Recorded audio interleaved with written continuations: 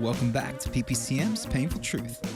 Today's guest, Lisa Azzam. We are recording. Hi, Lisa. Good morning. Hi.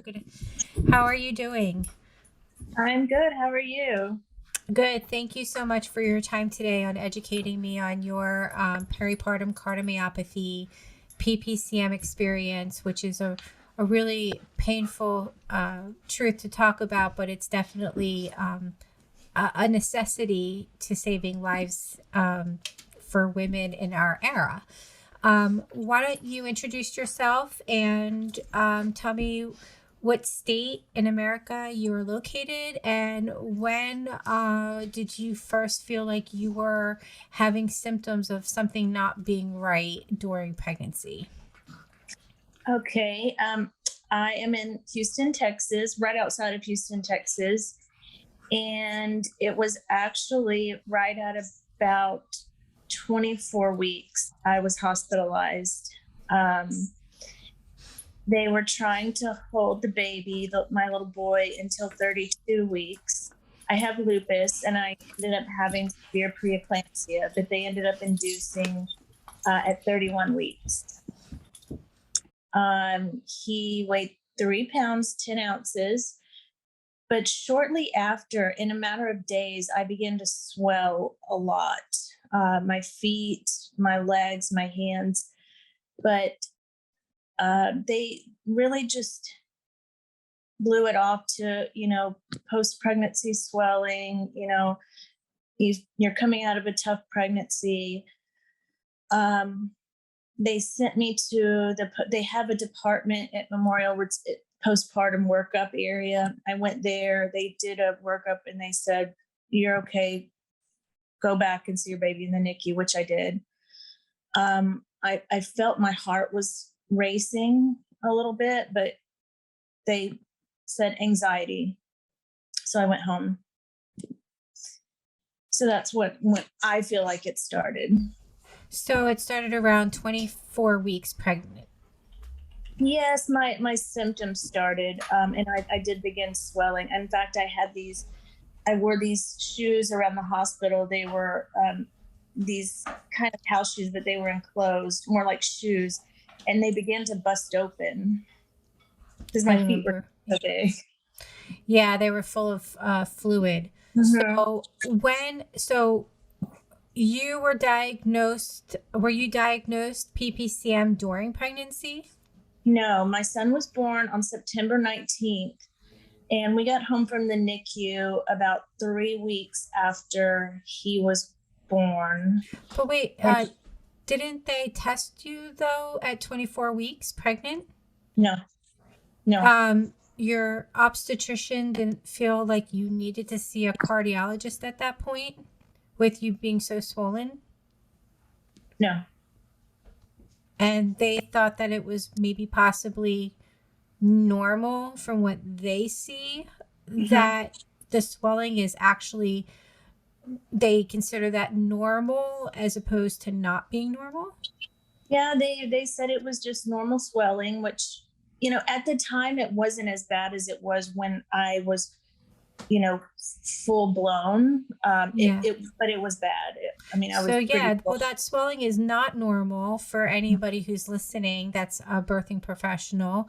Swelling during pregnancy is not normal. Swelling leads to cardiomyopathy. The heart is fine. The heart is perfect, actually, which is why this is such a hard concept for healthy women to understand, that it's the healthier, the younger, doesn't matter.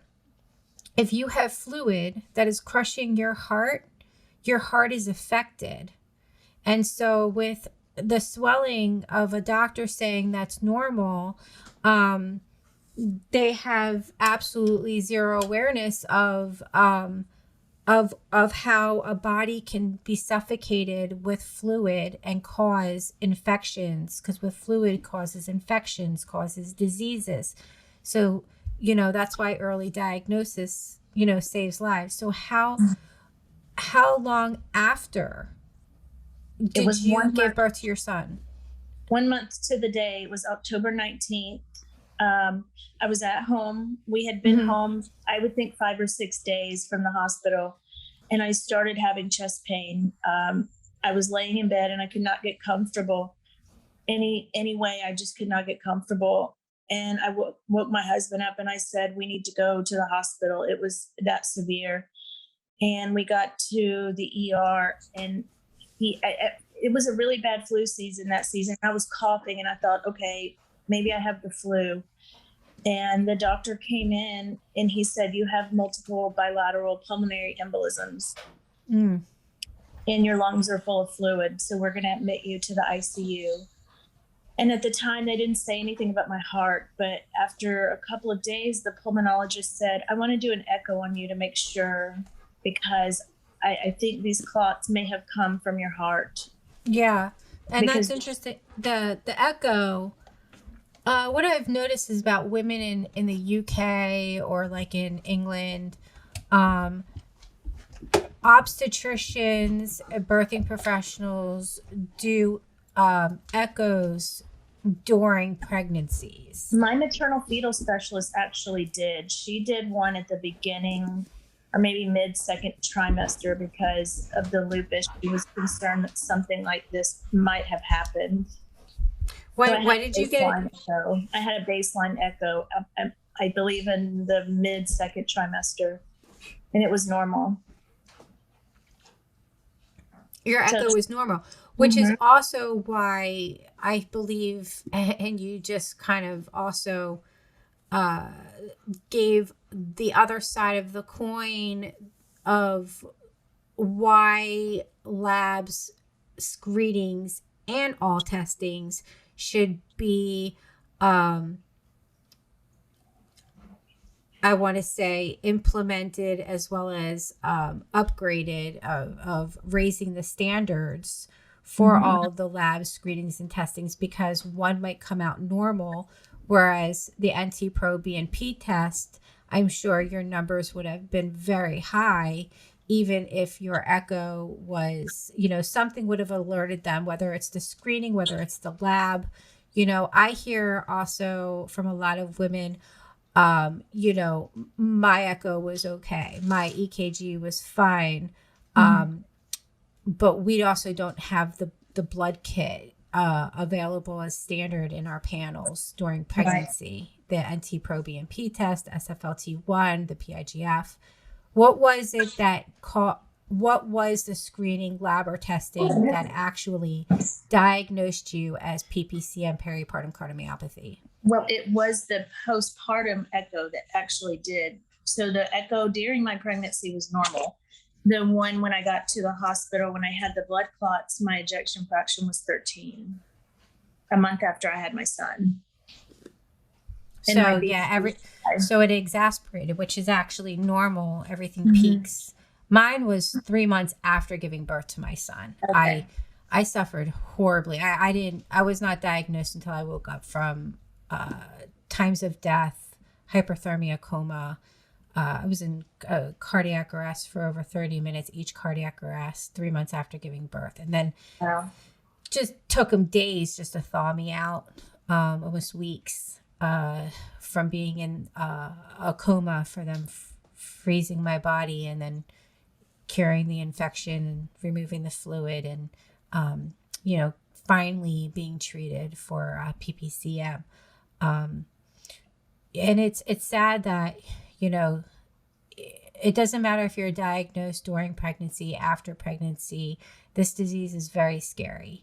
So there is no degree of like the fears that come with this disease, but there is a degree of like where the timing is very crucial for a woman, because timing is everything. If my husband didn't do CPR and know what to do and store enough oxygen in my brain, I wouldn't be here talking to you right now, and you wouldn't be here talking to me right now with a EF percent of 13 and a month after giving birth and finally being treated in the ER at a life threat, which is completely unacceptable, since there is so much educational proof that no woman should ever suffer or die from PPCM or maternal mortality unless being diagnosed and not being treated. So your EF percent was below 13. Who was it that actually diagnosed you PPCM? What doctor? The cardiologist. The cardiologist. He came in and said, I didn't know the results of the echo yet. The pulmonologist, he just said on a whim that he wanted to send me because he was treating me for pneumonia, for the fluid in my lungs, and I think I had 11 pulmonary embolisms. And he told me, he said, if you had gone to sleep that tonight, you probably wouldn't be here. Right. And he did the echo just by chance, you know. And then a cardiologist came in and he told me about postpartum cardiomyopathy and what it was. And at the moment, I was just stunned. I was in a state of shock. You know, I have this baby at home. You know, he's talking about a life vest, and they diuresed, I think it was 35 pounds off of me. And all, you know, I began to feel better after a lot of this pressure was taken off. But in the moment, you're just shocked because you have been suffering in which you think what they tell you is just postpartum stuff. You know, it'll get better.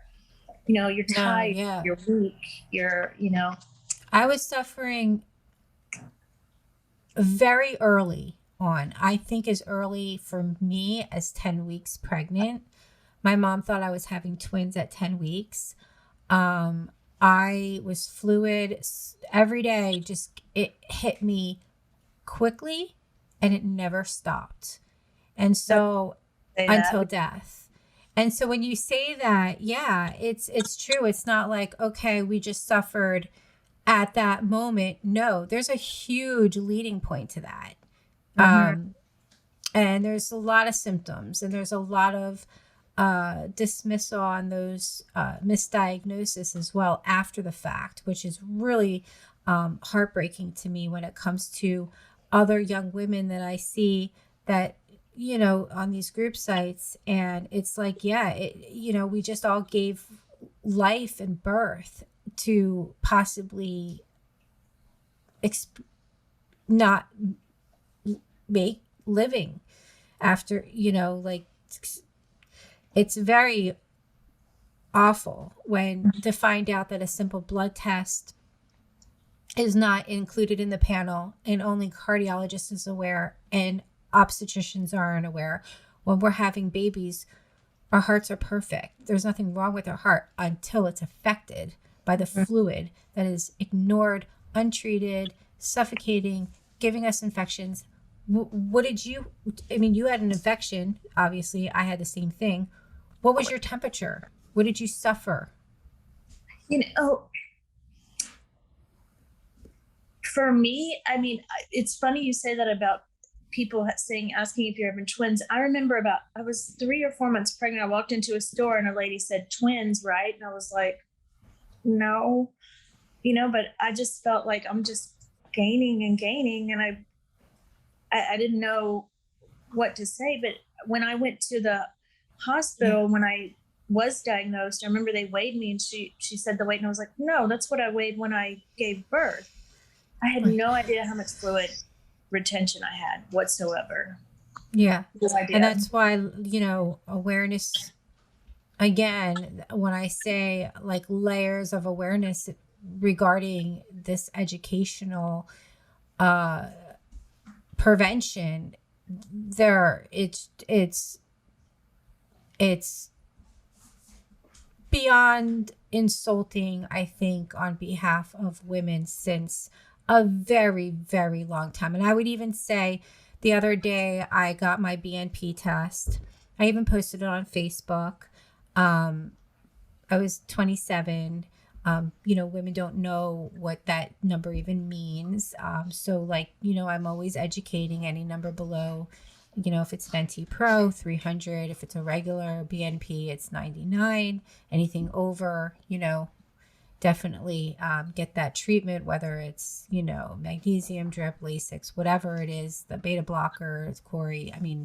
There are options out there, but nobody has the awareness, and it's insulting to women because the BNP test, the man who was doing my, he had a whole center, beautiful lab, in Calabasas, California. And he's like, oh, I've been giving the BNP test for over, 20 years. And I never knew that it could be the prevention for baby loss and maternal mortality. And he's like, I never knew of this. I know what the BNP is. I know what it does. I know that it shows elevated levels.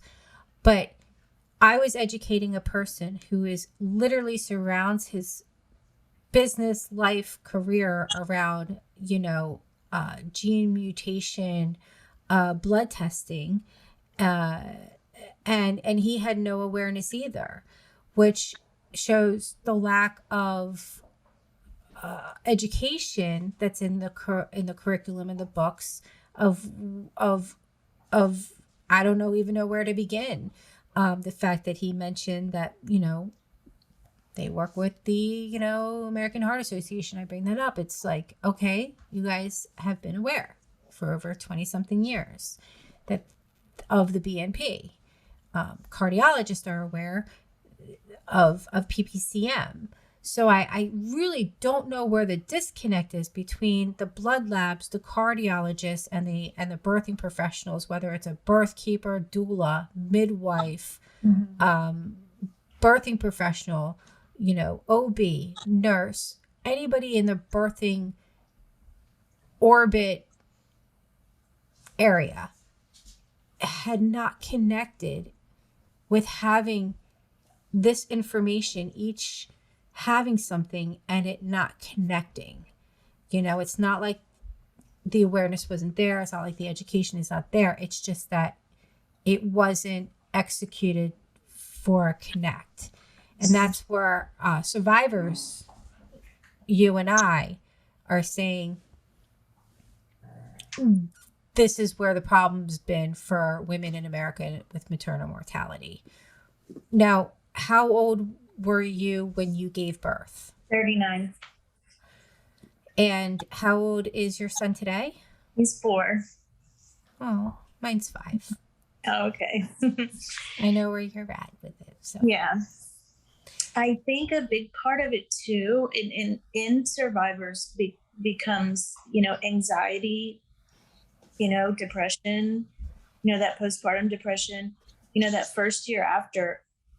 Every time, your anxiety level rises, you think, is something wrong? And then you have, these panic attacks, and it's constant thoughts about it, but while you're trying to take care of a baby. And at least for me, it was awful for me. And you know what? You're not alone in that. Actually, it's almost a very clear pattern of words that all women say that survive PPCM.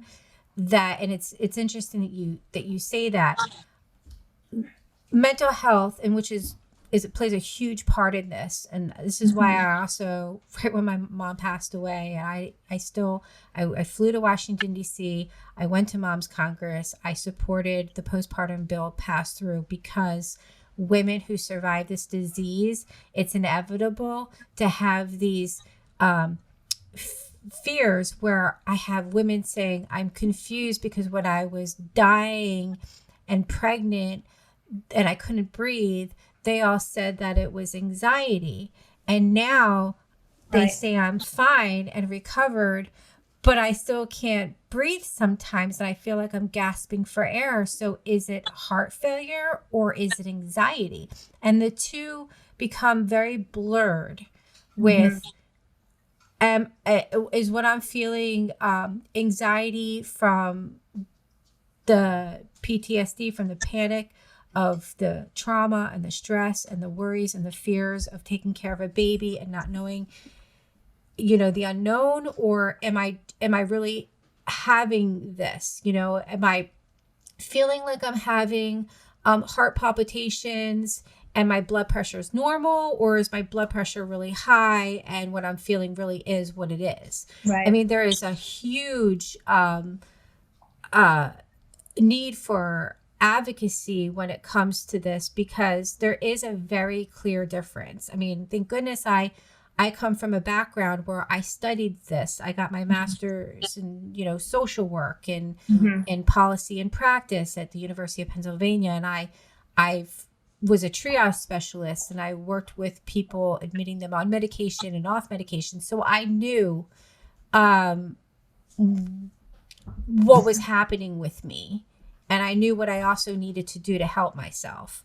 And that's a very hard line to cross when you're trying to advocate for yourself and you don't have the awareness education behind that on how to take the first steps. Like, people think, okay, well, where do I go? If I need a psychologist and I can't sleep at night, I'm having night terrors, I need something to help me. They don't know that they have to go through first, an internal medicine doctor before they get the psychologist, and then you have to go through proper steps. And so people usually go through their cardiologist, and then they're sitting there waiting, and they're not getting any medication, and then they're turned down medication. And before you know it, it's like a half a year to a year later, and they still haven't gotten any help. So it's really a huge thought process and conditioning, like where somebody is to meet them at their level if they're actually feeling anxiety or heart failure. It's a huge self-advocacy. And I try to help people as far as I can online with knowing this distinction of feelings. Usually the first step is knowing if it's anxiety or knowing if it's heart failure. Is a simple method is change the thought, changes the feelings. A feeling is just a thought. So let's say you're having some sort of issue where you can't breathe, or you're opening your mouth like I used to. I'd be like, and I couldn't get that deep, satisfying breath. I'd have to open up my arms. I'd have to do yoga. I mean, like, I remember stretching on my bed one time. I couldn't breathe. I felt like everything was like my lungs were closing in, and my mouth was open. I could not get that deep, satisfying breath. And so I did what the method is, and I put on, which is actually, it's like a 24/7 live sea under the sea. And I remember it had like turtles, and it had like really nice, beautiful movement under the water, and so beautiful, the water. And, just, I kind of took that in, and I could breathe. And then I realized, okay, changing the thought changes the feeling. The mind and the heart is a balance. How am I doing now?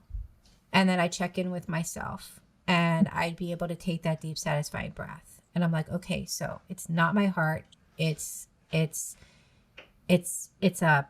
anxiety of some sort. Now, it happened to me. I remember there was nothing wrong. I was having a lovely moment. I was in IHOP with my son.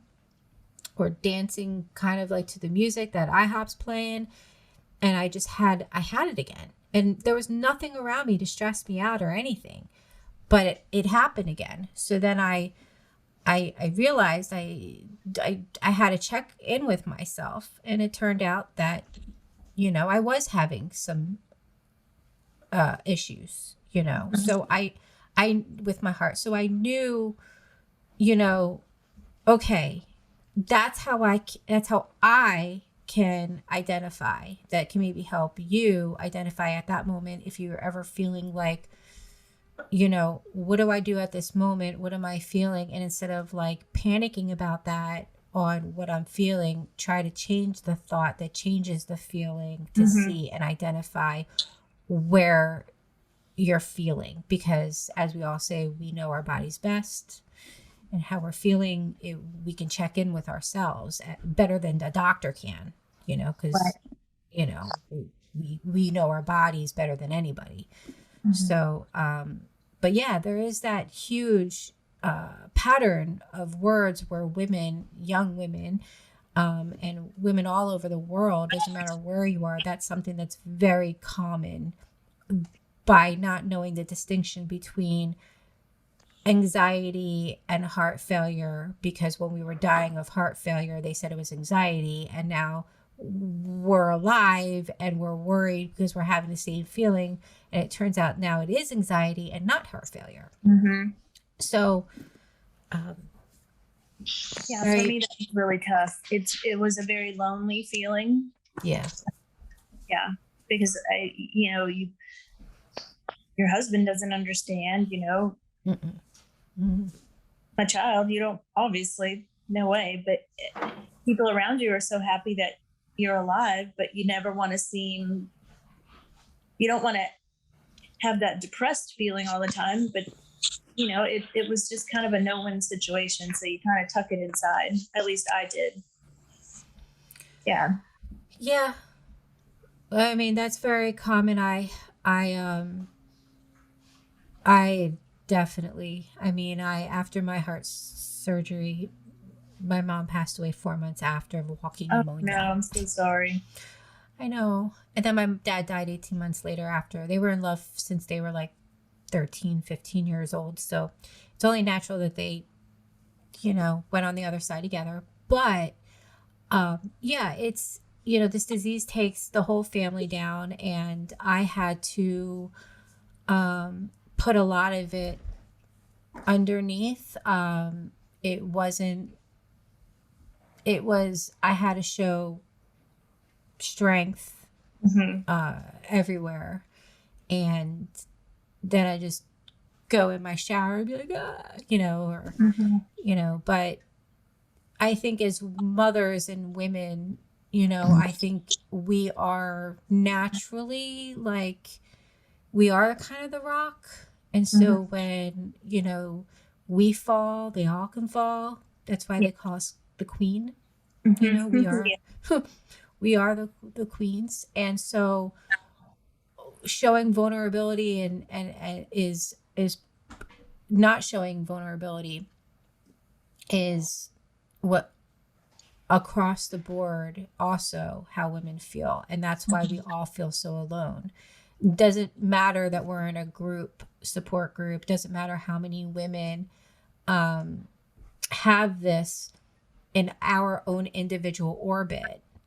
It's an extremely lonely disease around family, friends, neighborhood, communities, schools, friends of parents of my sons, friends, parents. Once I educate them on PPCM, I never hear from them.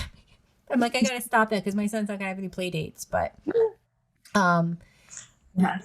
it's a very lonely, sad, disturbing, preventable disease. And and I know it's hard to talk about because it is so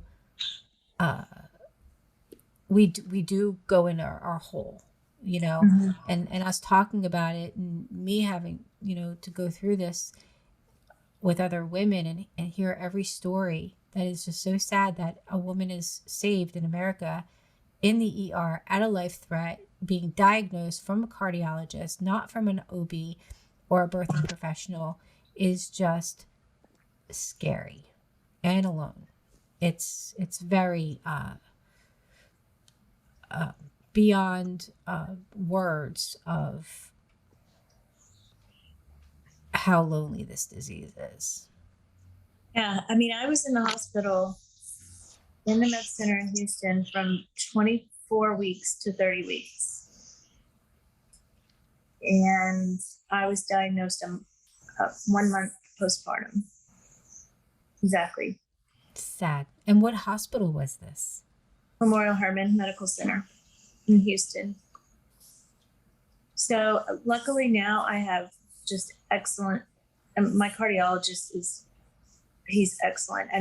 From the very first day that he came in, he told me that it was postpartum cardiomyopathy. He ran the extra blood test. He discussed with me in a very calm manner, the life vest. He talked to me about the possible defibrillator, but we were going to do the life vest and do a 3-month. Which is what I had. I had Right. a defibrillator, but I unfortunately was allergic to it. Oh no. It Oh hurt. no. Yeah. If you ever have a belly button ring and you tried it when you were younger and it doesn't work, don't get a defibrillator. Oh no. Like No jewelry. If you're allergic to some jewelry, don't approve anything inside your body. Oh no, that would be terrible. It was awful. It was worse dying the second time 18 months after from the deadly defibrillator that I was allergic to that was shoved into my heart, the lead in my veins, as opposed to dying for 18 months or 12 months actually, from the time that I was not well to the time that I died. The defibrillator hurt a lot worse, was more scary because it was just this foreign thing in my body. I didn't want it. I didn't need it. I just needed to be saved. It was awful. It was awful. Awful. You're so lucky that you didn't have the defibrillator. But it saves lives. It does save lives, and it is very good to have if you're not allergic to it. 3 months after I had the life vest for 3 months, he did my follow-up echo, and it was the ejection fraction was right under what he wanted, and he was going to have to do the defibrillator. And he said, let's keep the life vest on for a few more months. Good. And I'm so thankful he did, because it went up enough to not have to do the defibrillator. The Entresto really helped, and Carvedilol, and I think it was on Corlinor at the time. But I will tell you this, in the ER, I did see one physician when he first came in. He first came in and talked to me, and he told me, when he told me about the blood clots, he asked me. Which is what I had too. Oh, you did? Oh yeah, from my neck to my elbow. They said I was one of 200 of having one of the largest blood clots, and that I was the poster girl for rarity when it came to having the longest blood clots. It was awful. So But go ahead, lungs. But the doctor, he came in and he said, he asked me, I said I had a C-section, and he said, well, you probably didn't get out of bed quick enough, so you probably developed blood clots in your lungs. Wait a minute, you had a C-section as well? Mm-hmm. Yeah. Okay, this is probably like as what people would say, a silly theory. I think somebody from the PPCM group said that I hope you don't have silly theories, but you have to have them in order to start figuring things out. When you had your baby, did you get to see your baby, or do you have pictures of them holding up as he came out of you? They took him directly to the NICU. I got to see him for maybe less than 5 seconds. They wrapped him in the bag and took him off. Okay. Yeah. For me, they videotaped it, and they held him up and they said, "Happy birthday." And I always look at that video. He looked like he came out of a spa. He didn't have a speck of blood. And so I wonder, women who have excessive fluid that are PPCM, that have had blood clots and things like such that, we've experienced, does the baby have more blood on them, or do they look like they came out of a spa because they were full of fluid and they pull them out and it's like they're like clean? Like Liam, like he didn't have a speck of blood, and I'm like, that's really, really odd. That's like really strange that he looked like he had a bath. My husband would never hear that. Ask him. I'd be curious to know. I'll text you. I'll ask him. Yeah. So the doctor that originally diagnosed the blood clots in the ER, he said, you probably didn't get out of bed fast enough after the C-section. And I said, no, I got up. Literally, they took me back to my room, and I wanted to see my baby because I didn't get to see him, right away. I said, no, I got up within hours. He said, because blood clots develop after surgery when you don't get up quick enough. I was like almost insulted, You probably had a blood clot as a symptom. You cure the condition and you cure the symptoms. that's just a symptom of the condition. That's what And my pulmonologist told and me. you would have had it during, like me, I would have had it during pregnancy. I mean, Yeah. it's not something that you just all of a sudden get. I mean, Yeah. that's what I find. They need to throw the old handbook away or their curriculum and get with the times, because that just sounds not even, when you go through something like this disease, that doesn't even sound common sense wise. I had 35 pounds of extra fluid on me that they diuresed the next day, because I showed him my hands and my feet, and he said, that's probably postpartum fluid. And I said, okay, well, then they admitted me to the ICU. And luckily I had a great pulmonologist, and I showed him, and he said, I need to check your heart. Yeah. Luckily he did. And that's how it happened. Yeah. Well, luckily that person saved your life, because if they, didn't do that, you wouldn't be here today. Mm-hmm. But he said, there's fluid in your lungs. I'm going to treat you for pneumonia, but I really don't think that's what it is. So He put all the puzzle pieces together. And that's what I'm trying to do, is put the PPCM puzzle piece together, and figuring out where has this disconnect been, why, the pattern of women's words, which you have shared already in pretty much the topics that we have covered, are anonymous across the board. Doesn't matter if you're American or you're in the UK or you're in Paris or anywhere. All women are suffering through this. Sorry, I have Clifford the big red dog. He's a golden retriever. I have a golden retriever sitting right here. Oh my gosh, you do? Here, I have two. Hold on a second. Come here, Luna. Come here. Come here. Come here. Hi. Oh, she's a pup. And then there's the other one. Come here. Come here, Apollo.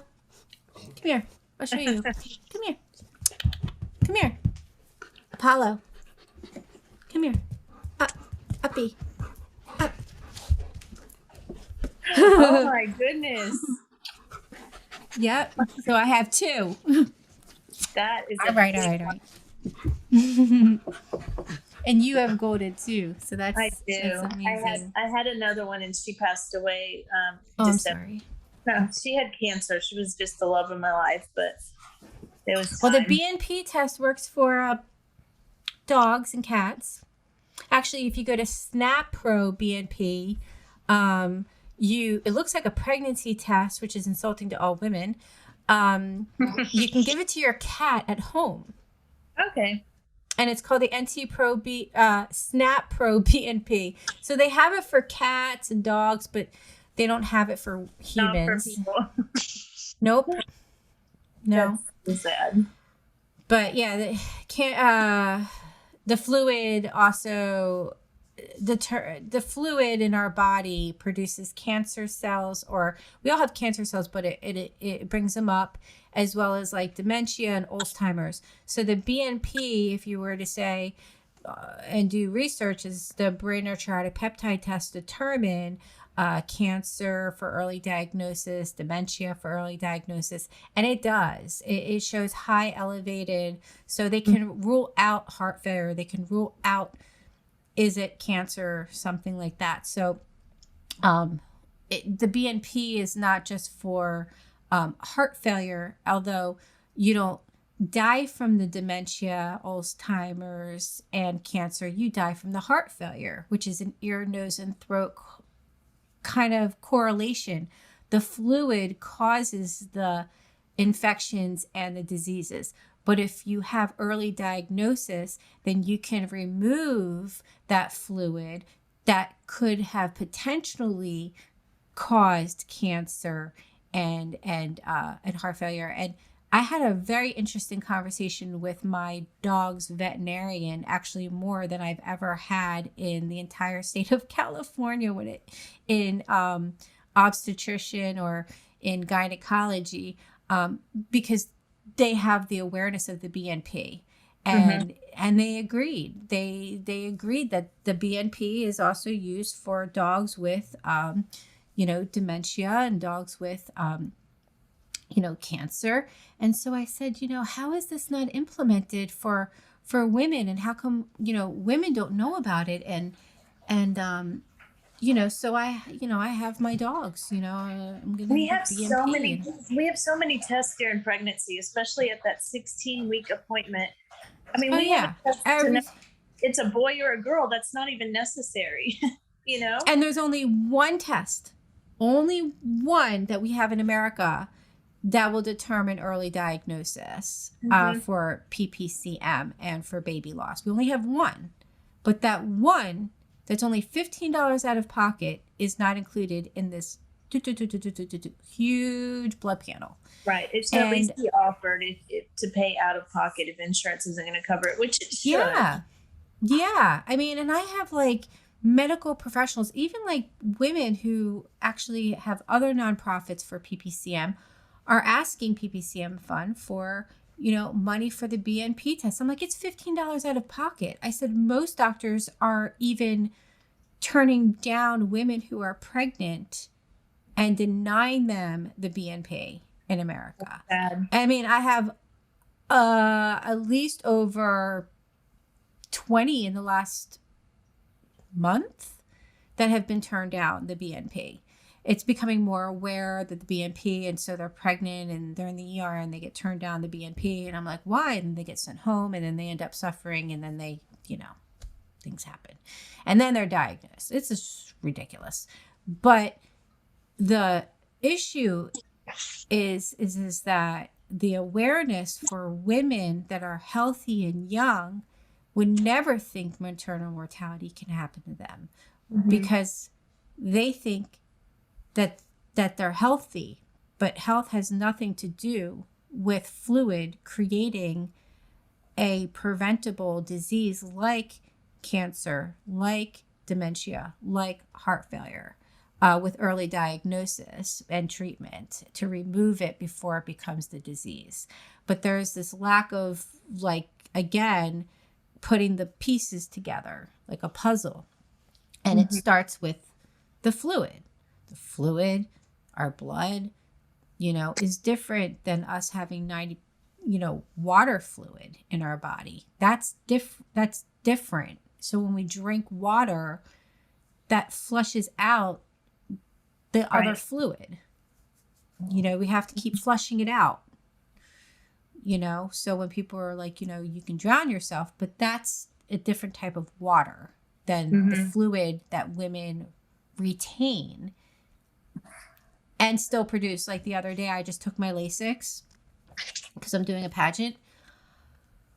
I mean, a little too TMI, but this is what's common. When you have PPCM and you've experienced it, around our menstrual cycle, I always produce about 6 pounds, if not more. So now I know that when I'm on my period, I take my Lasix. I peed 7 times in 1 hour. I lost 8 pounds in 2 days. Now, if I didn't take my Lasix, that fluid would have stayed on me. And then the next month, I would have produced more. And next month, I would produce more. And before you know it, I'm 15 to 20 pounds heavier, not understanding why, still going to the gym, or 18 pounds heavier is what I was. So then I started to be on it because now I'm on this, this Mrs. Calabasas, Mrs. America pageant, and I need to look my best. I have to look, my best. Good. I'm trying to get the awareness out there. Thank you. And so I'm just the muse to this woman pregnancy movement, but I'm trying to get the awareness out there. So I hope this approach works. But once the director asked me to be part of this pageant, this woman's pageant, I immediately started to take my Lasix. And I lost between, I want to say, when did I start? About 2.5 months 3 months. Hey, babe, did I start 3 months ago? Did I get asked? I lost 38 pounds. Wow. And you'll see in the docuseries, if you go on YouTube and you go to Facebook, you literally, I think you're going to start seeing me. I don't know if he's uploaded. I've interviewed over like 200, 300 women already, hundreds. But you see me and I look so different. Like when you go to the docuseries with Miranda, when she was here in January, December, when I was relapsing. So you did have a relapse. After 5 years? Yeah. So it's pretty common, actually. Muscle has memory. Mm-hmm. Our heart is our biggest muscle in our body.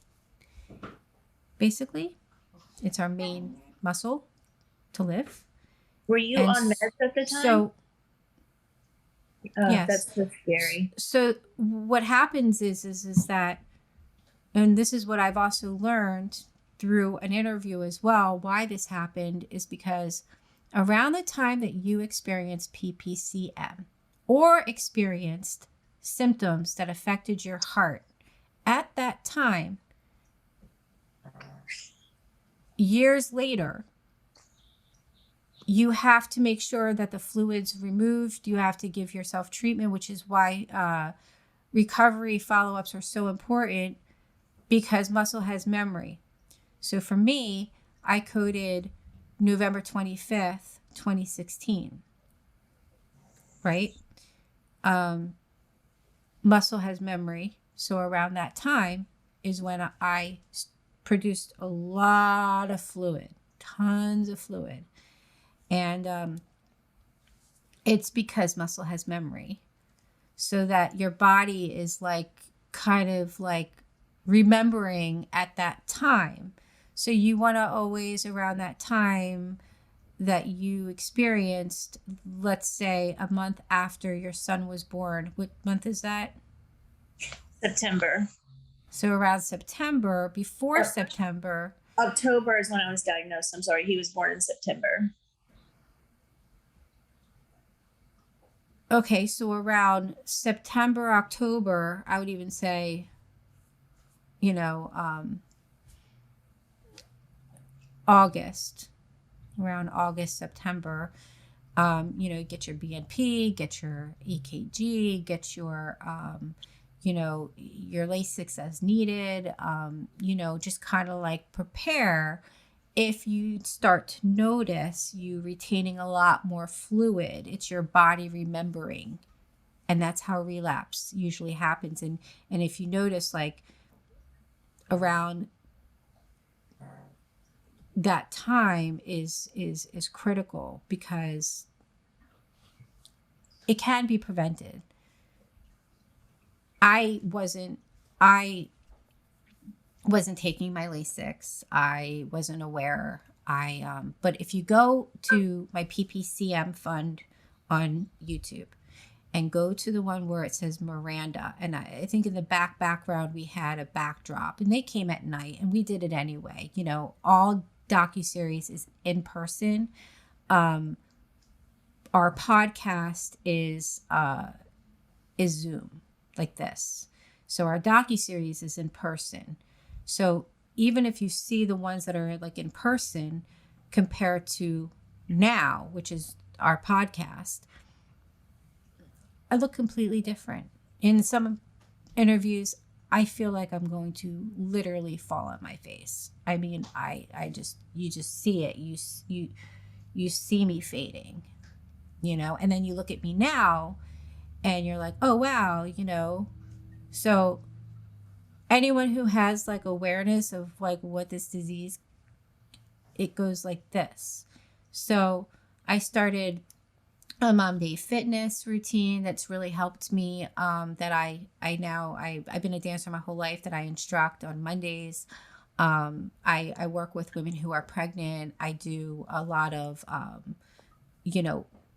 fitness that's focusing on heart health and pregnancy with the belly and good stretching and, getting heart ready for the big event and educating them, as well as the NT-proBNP test and getting feedback and all of this, being a little bit more involved, as well as, creating this women's movement of the awareness of being all prepared for pregnancy, starting with your heart health. So I incorporated this, and I've lost 38 pounds. I'm hoping to lose another 8 pounds. I think that my dress will fit even perfect for the event and my outfit. And I want heads to turn and be like, yeah, I lost 40 pounds. I came back from death, and these other women behind me, I don't know what they went through, but I want to be, I want to say and be like, healthy women can die from this, and show them and be as healthy as looking as I can, and then show them a picture of what I looked like when I died. I was over 212 pounds at 5 feet, full of fluid, to, back to my normal weight that I've always been, between 110 and, and that's normal.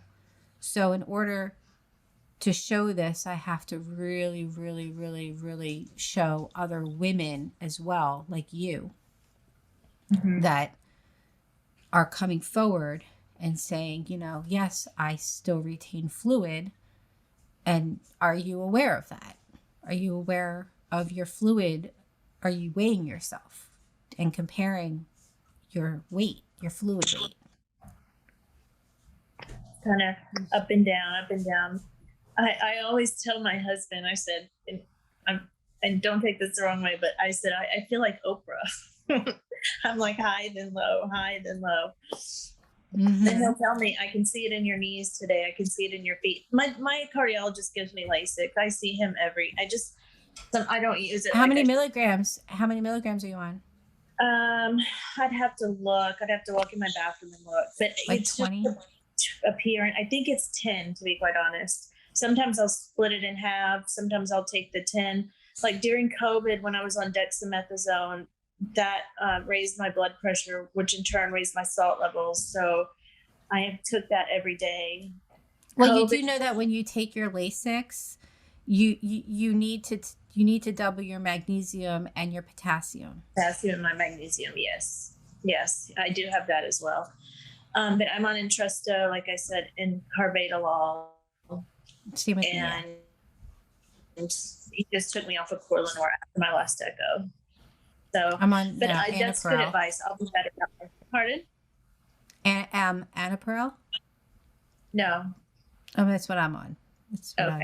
That's my heart meds. But I was on Cardivil, but it wasn't good for me. I don't know. I was having like an adverse reaction from that. But yeah, but the Lasix though, you do have to take as needed, because not taking it can be a life threat. Now they say it's dangerous to take it because it's hard on your kidneys and everything like that. However, if it removes the fluid and it helps you feel better, like for me, removing that excess fluid, I can breathe better. I have more energy. I feel, if something that makes you feel so much better, how can it be that bad if you're balancing what it can, reduce? You just put back. The thing is that I hear so many people like trust me, I went from never having the flu to never taking medication. I mean, even they were offering me drugs when I had surgery or the C-section. I said no. I am not one to take medication, but however, I've been open to it, And it took me a while to get on the Lasix like routine, but since I have been on the Lasix routine and now comparing it to what I didn't, my life is at a threat without having it. And I feel that. I feel better. I look better. I don't feel like this person that that I don't recognize, so it helps me. But I don't abuse it. Right. I know when I feel uncomfortable in my body, I feel off, and I feel very swollen. I take 20 milligrams. I don't break it in half. And, the other day I peed 7 times in 1 hour. I said to John, I'm going to be in here for like a while, and I just, it was amazing. I stood on the scale and I was almost, 5 pounds lighter. And if I had kept that inside of me, I could relapse. Right. And, I think it's awareness. And I got a scale specifically for weighing my fluid, weighing my bone mass, weighing, so I have like a breakdown. So I know how much fluid I retain because it tells me, and it's like a whole app thing. So it's very interesting that women who have survived this aren't aware that their life is at a threat without as needed. And I'm not a doctor, but I'm living proof that, this medication is what saves women's lives at the hospital. When they give you the magnesium drip at the hospital, they give you the Lasix at the hospital. It's what drains us. It's what saves us. So to not apply it ourselves as needed, then I would say then it's that would be a lack of self-advocacy of knowing something that can save, knowing that there is possibility of relapse, and not doing anything until there is another threat. Right. You know what I'm saying? I'd rather take the latter. I'd rather eat a lot of avocado and banana and take it and up my magnesium and vitamin D, as opposed to possibly, having all that fluid. And you can clearly see it. And, and I'd be curious if you want to do another interview after you take your Lasix. And I will take it. In fact, I'll take it today. I'm going to see how it does. I weigh myself. I'm going to go pick up my son right now. I'll take it after I get home because I don't want to. You want to pay? No. Yeah. And hopefully, I mean, I know I'm talking like, a little TMI, but hopefully you pee at least 5 times in an hour. I'm going to take it. And then let me know. And then come back on and have another conversation and, talk about the baby if your husband, if he remembers, and your BNP number, the difference between, when you coded and your BNP now, and, we'll pick up on, or do you know your BNP number now? I can look at it I've got it on my app. Yeah. And what was it? You know what it was when you were at 13% EF? I have that too. I can look at it. All my records are on that app. Yeah. All right. Well, then, yeah, we should definitely do like a follow-up on a continuation on relapse awareness, prevention with as needed, and the results of that, because I feel like that this whole disease needs to be talked about. We are the guinea pigs of the era for women who survive maternal mortality. So we are our own study, our own self advocates. So we have to